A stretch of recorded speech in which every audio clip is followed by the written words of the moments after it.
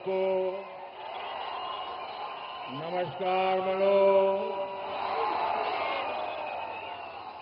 आंध्र प्रदेश के governor S Abdul Nazeer जी, यहां के लोकप्रिय और कर्मठ मुख्यमंत्री श्री चंद्रबाबू नायडू जी, केंद्रीय मंत्री के राममोहन नायडू जी, चंद्रशेखर पम्मसानी जी, भूपति राजू श्रीनिवास वर्मा जी, उप मुख्यमंत्री पवन कल्याण जी, राज्य सरकार में मंत्री नारा लोकेश जी, अन्य सभी मंत्रीगण, BJP state president PVN Madhav ji, सभी सांसद, विधायकगण और विशाल संख्या में हमें आशीर्वाद देने के लिए आए हुए बहनों और भाइयों, आंध्र प्रदेश गवर्नर एस अब्दुल नजीर गारिकी, लोकप्रिय मुख्यमंत्री आंध्र प्रदेश चंद्रबाबु नायडू गारिकी, కేంద్ర మంత్రులు రామ్మోహన్ చంద్రశేఖర్ గారికి, భూపతి రాజు శ్రీనివాస్ వర్మ గారికి, ఉప ముఖ్యమంత్రి వర్యులు పవన్ కళ్యాణ్ గారికి, రాష్ట్ర ప్రభుత్వంలో మంత్రి వర్యులు లోకేష్ గారికి, ఇతర మంత్రులకి, బీజేపీ రాష్ట్ర అధ్యక్షులు పీవీఎన్ మాధవ్ గారికి, ఎంపీలకు, ఎమ్మెల్యేలకు, ఇంత పెద్ద ఎత్తున ఈ సభని మమ్మల్ని ఆశీర్వదించడానికి విచ్చేసినటువంటి మా సోదర సోదరీమణులకు అందరికీ కూడా హృదయపూర్వక నమస్కారాలు। सबसे पहले मैं अहोबिलम के भगवान नरसिंह स्वामी और महानंदी के श्री महानंदीश्वर स्वामी को प्रणाम करता हूं। मैं मंत्रालय के गुरु श्री राघवेंद्र स्वामी से भी हम सभी के लिए आशीर्वाद मांगता हूं। ముందుగా మన అహోబిలం నరసింహ స్వామికి మరియు మహానంది శ్రీ మహానందీశ్వర స్వామికి నమస్కరించుకుంటున్నాను।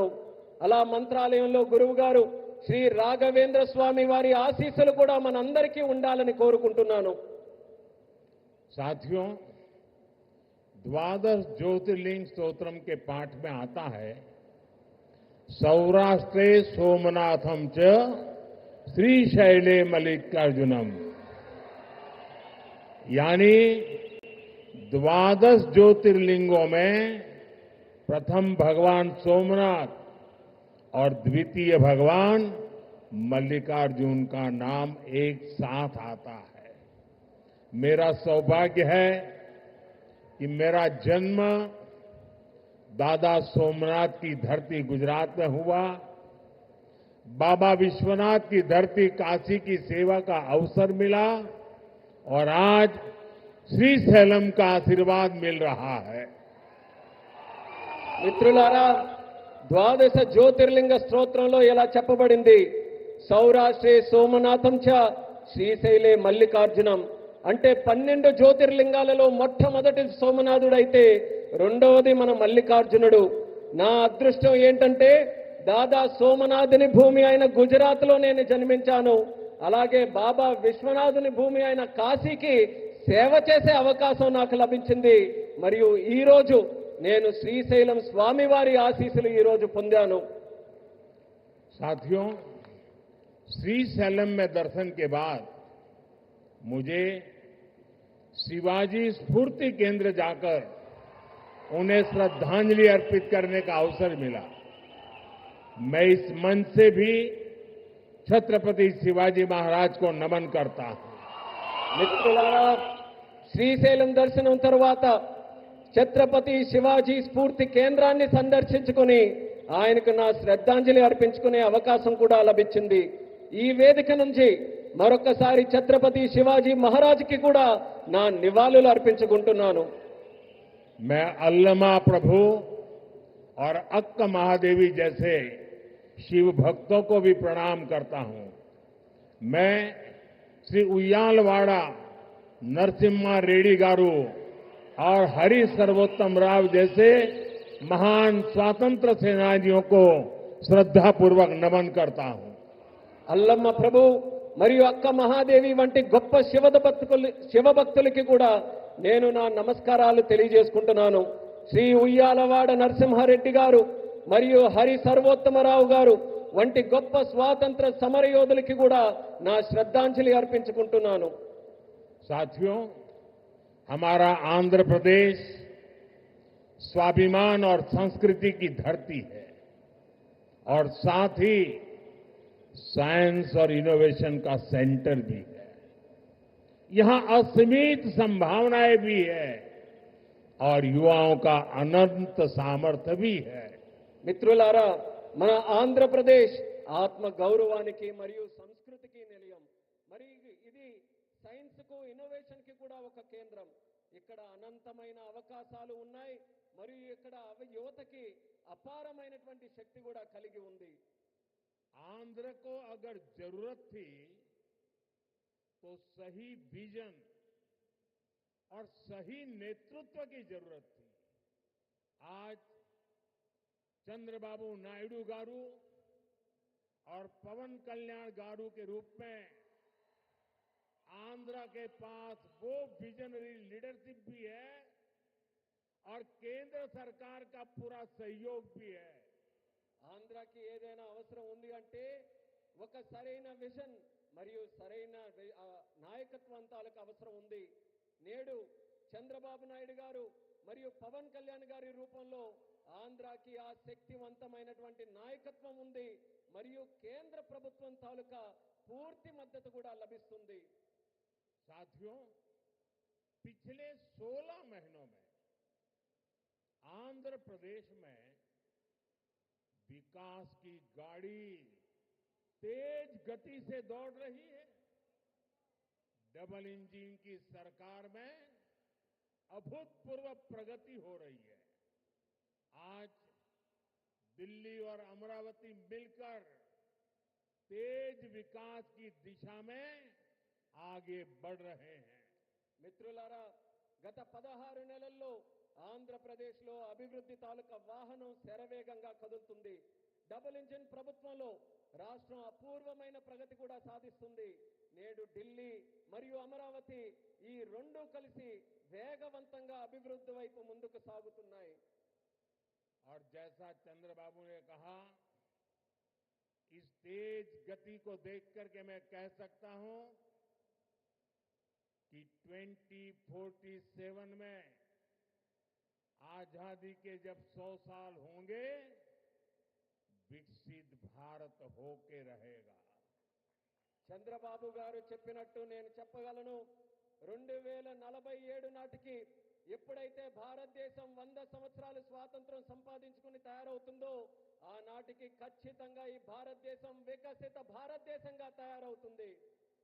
अभी बाबू ने बहुत ही भावना के साथ अपने विचारों को व्यक्त किया, लेकिन मैं विश्वास से कहता हूं कि 21वीं सदी हिंदुस्तान की सदी होने वाली है। 21वीं सदी 140 करोड़ हिंदुस्तानियों की सदी होने वाली है।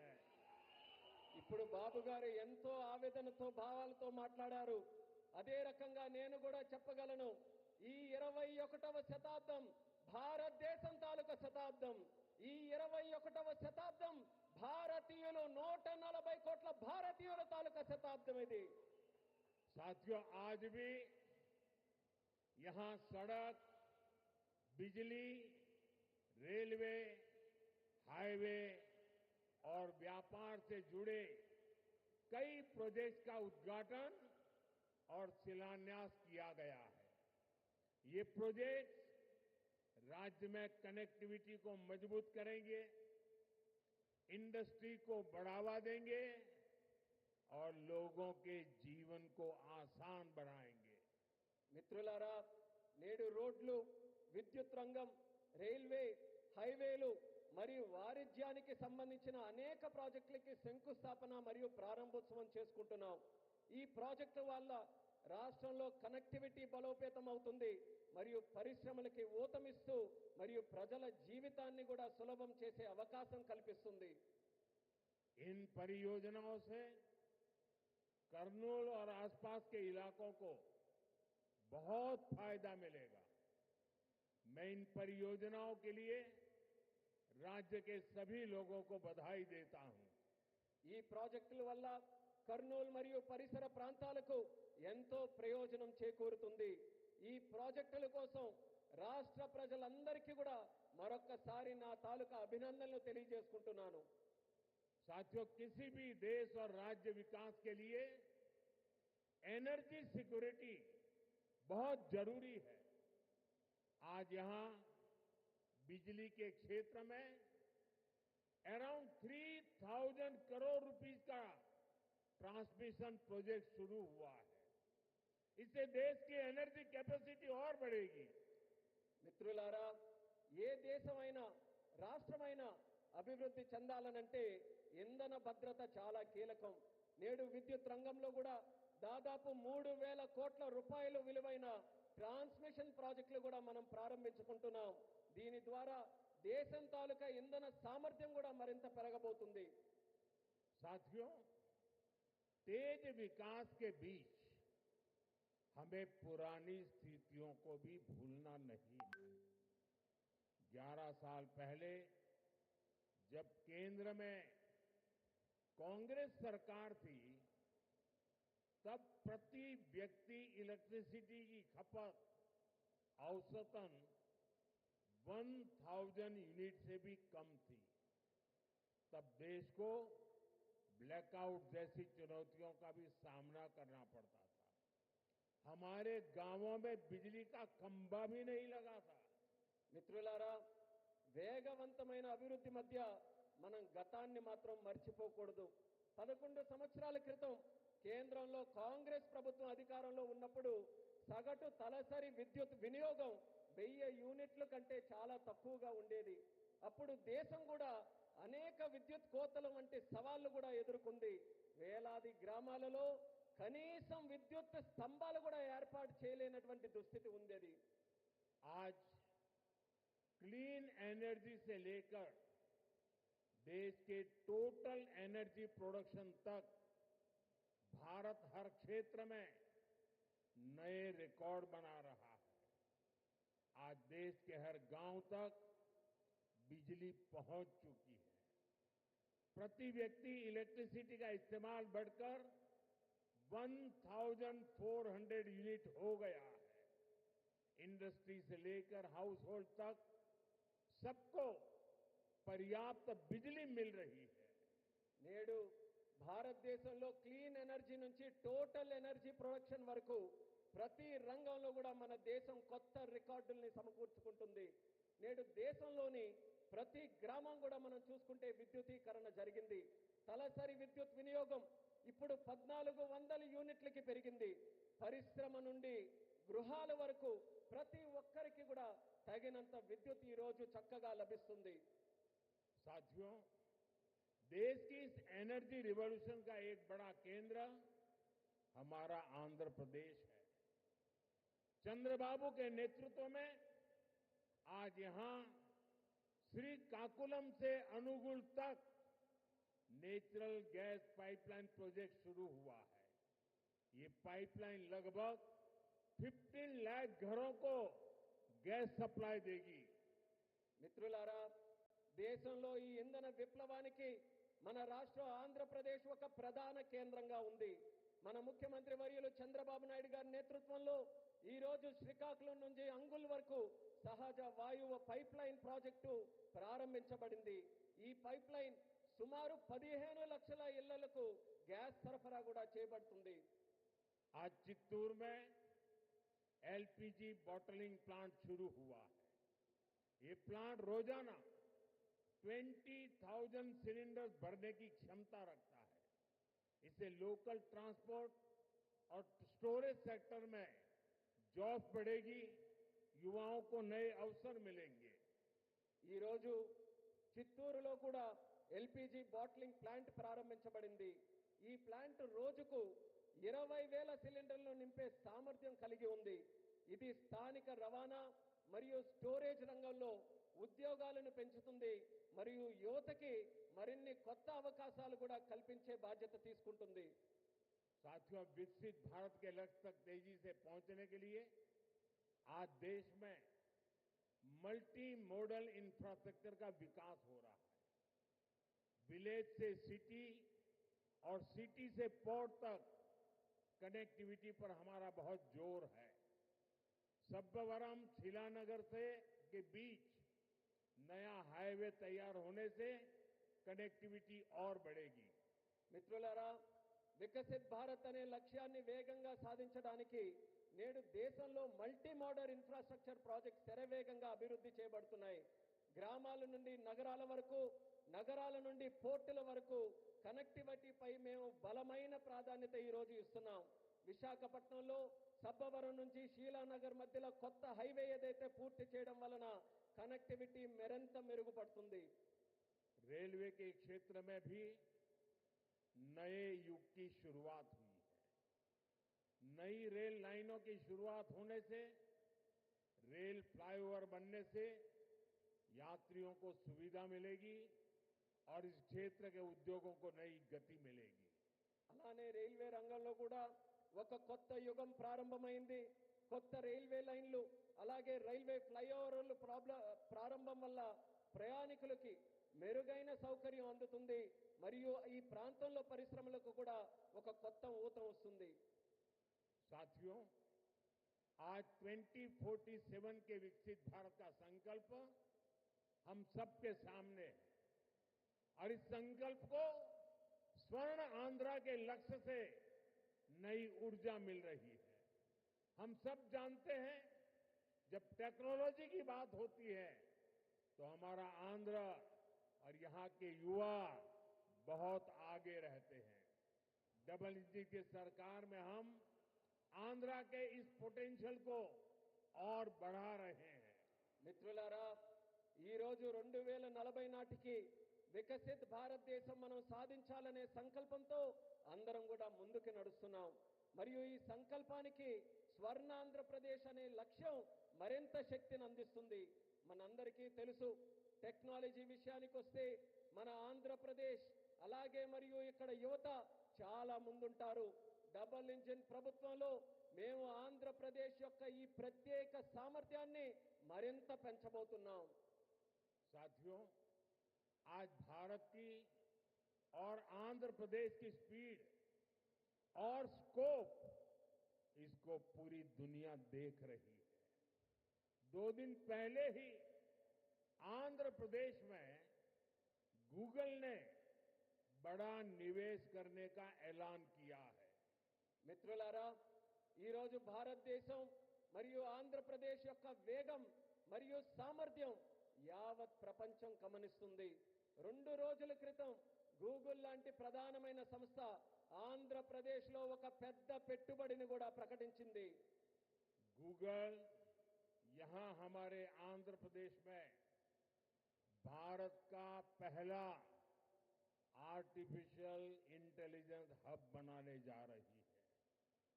और कल जब मैं गूगल के सीईओ से बात कर रहा था, उन्होंने मुझे कहा कि अमेरिका के बाहर दुनिया के कई देशों में हमारा निवेश है, लेकिन सबसे ज्यादा निवेश अब हम आंध्र में करने जा रहे हैं. इस नए एआई हब में powerful AI infrastructure, data centre capacity, large scale energy sources और एक्सपांडेड फाइबर ऑप्टिक नेटवर्क शामिल है. నిన్న గూగుల్తో నేను మాట్లాడుతున్నప్పుడు తెలుసుకున్నాను. వాళ్ళు కూడా నాకు చెప్పారు, అమెరికా బయట చాలా పెట్టుబడులు మా ఉన్నాయి, కానీ అన్నిటికంటే అందులో పెద్ద పెట్టుబడి మేము ఆంధ్రాలో నేడు పెట్టబోతున్నామని వాళ్ళందరూ కూడా నాకు చెప్పారు. ఈ కొత్త ఏఐ హబ్లో శక్తివంతమైన ఏఐ ఇన్ఫ్రాస్ట్రక్చర్ అలాగే డేటా సెంటర్ సామర్థ్యం, పెద్ద ఎత్తున శక్తి వనరులు మరియు విస్తరించిన ఫైబర్ ఆప్టిక్ నెట్వర్క్ కూడా ఉండబోతున్నాయి. साथियों, गूगल के इस एआई हब इन्वेस्टमेंट में एक नया इंटरनेशनल सबसी गेटवे बनाया जाएगा। इसमें कई इंटरनेशनल सबसी केबल्स शामिल होंगे जो भारत के ईस्टर्न कोस्ट पर विशाखापट्टनम तक पहुंचेगी। మిత్రులారా, ఈ గూగుల్ ఆర్టిఫిషియల్ ఇంటెలిజెన్స్ హబ్ ఏదైతే ఉందో ఈ పెట్టుబడితో కొత్త అంతర్జాతీయ సబ్సీ గేట్వే కూడా తయారవబోతుంది. ఇందులో అంతర్జాతీయ సబ్సీ కేబుల్ వల్ల మన భారతదేశం యొక్క తూర్పు తీరంలో ఉన్న విశాఖపట్నం నగరం మరింత బలోపేతమై ఈ కేబుల్స్ అన్ని కూడా అక్కడ చేరుకోబోతున్నాయి. साथियों, इस प्रोजेक्ट से विशाखापट्टनम एक एआई और कनेक्टिविटी हब के रूप में स्थापित होगा। ये केवल भारत ही नहीं बल्कि पूरी दुनिया को सेवा देगा। मैं इसके लिए आंध्र का लोगों को विशेष बधाई देता हूं और चंद्रबाबू के विजन की भूरी भूरी प्रशंसा करता हूं। మిత్రులారా, ఈ ప్రాజెక్టు విశాఖపట్నం ఒక ఆర్టిఫిషియల్ ఇంటెలిజెన్స్ మరియు కనెక్టివిటీ హబ్ గా ఏర్పాటు చేయబోతుంది. ఇది కేవలం భారతదేశానికే కాకుండా యావత్ ప్రపంచానికి కూడా ఇది సేవ చేయబోతుంది. దీనికి ఆంధ్రప్రదేశ్ రాష్ట్ర ప్రజలందరికీ కూడా ప్రత్యేక అభినందనలు తెలియజేసుకుంటున్నాను. అలాగే మన ముఖ్యమంత్రి వర్యులు చంద్రబాబు నాయుడు గారి తాలూకా విజన్ కి కూడా ప్రత్యేకంగా నేను ప్రశంసిస్తున్నాను. साथियों, भारत के विकास के लिए आंध्र प्रदेश का विकास जरूरी है और मैं मानता हूं आंध्र के विकास के लिए रायलसीमा का विकास भी जरूरी है। आज कर्नूल की जमीन पर जो काम शुरू हुए हैं, ये रायलसीमा के हर जिले में जॉब्स और प्रॉस्पेरिटी के नए दरवाजे खोलेंगे। इन प्रोजेक्ट से यहां इंडस्ट्रियल डेवलपमेंट को और गति मिलेगी। మిత్రులారా, భారతదేశ అభివృద్ధికి ఆంధ్రప్రదేశ్ అభివృద్ధి చాలా అవసరం. అలానే ఆంధ్రప్రదేశ్ యొక్క అభివృద్ధికి రాయలసీమ అభివృద్ధి కూడా అంతే అవసరమైనదని నేను నమ్ముతున్నాను. ఈ రోజు కర్నూలు గడ్డపై ప్రారంభమైన పనులు రాయలసీమలోని ప్రతి జిల్లాలో ఉద్యోగాలు సృష్టిస్తాయి మరియు ఈ ప్రాంత ప్రగతికి సరికొత్త ద్వారాలు కూడా తెరిపిస్తాయి. ఈ ప్రాజెక్టుల ద్వారా ఇక్కడ పారిశ్రామిక అభివృద్ధి మరింత వేగవంతంగా ముందుకు నడుస్తుంది. साथियों, हमें आंध्र प्रदेश के तेज विकास के लिए नए इंडस्ट्रियल कॉरिडोर और हब बनाने होंगे। इसके लिए सरकार अरवकल और कोप्परती को आंध्र प्रदेश की नई इंडस्ट्रियल आइडेंटिटी के रूप में डेवलप कर रही है। अरवकल और कोप्परती में निवेश बढ़ने से रोजगार के नए अवसर भी लगातार बढ़ रहे हैं। మిత్రులారా, ఆంధ్రప్రదేశ్ వేగవంతమైన అభివృద్ధి కోసం మనం కొత్త పారిశ్రామిక కారిడార్లను మరియు కేంద్రాలని సృష్టించుకోవాలి. ఈ లక్ష్యంతో ఆంధ్రప్రదేశ్ ప్రభుత్వం ఓర్వకల్ మరియు కొప్పర్తి ఈ రెండు కొత్త పారిశ్రామిక కారిడార్స్ ను కూడా గుర్తించి అభివృద్ధి చేస్తుంది. ఓర్వకల్లో మరియు కొప్పర్తిలో పెరుగుతున్న పెట్టుబడులతో ఉపాధి అవకాశాలు కూడా క్రమంగా పెరుగుతున్నాయి.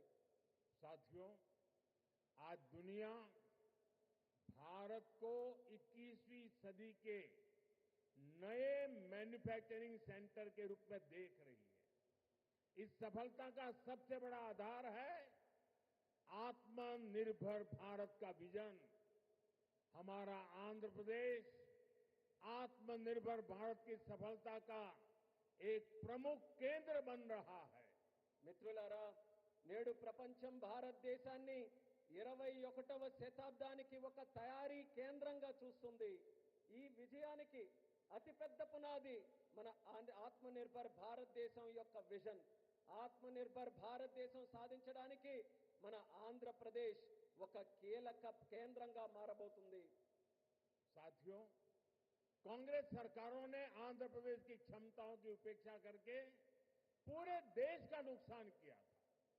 जो राज्य पूरे देश को आगे लेकर जा सकता था, उसे खुद अपने विकास के लिए संघर्ष करने की नौबत आ गई। మిత్రులారా, కాంగ్రెస్ ప్రభుత్వాలు గతంలో ఆంధ్రప్రదేశ్ సామర్థ్యాన్ని విస్మరించి మొత్తం దేశానికే నష్టం చేశాయి. మొత్తం దేశాన్ని ముందుకు నడిపించగలిగినటువంటి శక్తి మన ఆంధ్రప్రదేశ్ రాష్ట్రానికి ఉంటే, మన ఆంధ్రప్రదేశ్ రాష్ట్రం మాత్రం తన సొంత అభివృద్ధి కోసం పోరాటం చేసుకునేటటువంటి దుస్థితి కలిగింది. मुझे खुशी है कि अब एनडीए सरकार में आंध्रा की तस्वीर बदल रही है। आंध्र प्रदेश चंद्रबाबू जी के नेतृत्व में आत्मनिर्भर भारत की नई ताकत बन रहा है। आंध्रा में मैन्युफैक्चरिंग तेजी से बढ़ रही है। నాకెంతో సంతోషంగా ఉంది.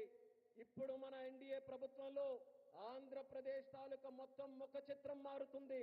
ఆంధ్రప్రదేశ్ మన ముఖ్యమంత్రి చంద్రబాబు నాయుడు గారి నేతృత్వంలో ఆత్మనిర్భర్ భారత్ దేశానికి ఒక సరికొత్త శక్తిగా అవతరించబోతుంది. ఆంధ్రప్రదేశ్లో తయారీ రంగం కూడా శరవేగంగా అభివృద్ధి ఈ రోజు చెందుతున్నాయి. निम्मलुरु में एडवांस नाइट विजन फैक्ट्री का आरंभ रक्षा क्षेत्र में आत्मनिर्भरता प्राप्त करने की दिशा में एक और कदम है। इस फैक्ट्री से नाइट विजन उपकरणों, मिसाइलों के लिए सेंसर और ड्रोन गार्ड सिस्टम बनाने का भारत का सामर्थ्य बढ़ेगा। यहां बने उपकरण भारत के डिफेंस एक्सपोर्ट्स को भी नई ऊंचाई देंगे। और अभी ऑपरेशन सिंदूर में तो भारत के बनी चीजों की ताकत हमने देख ली है। మిత్రులారా, నిమ్మలూరు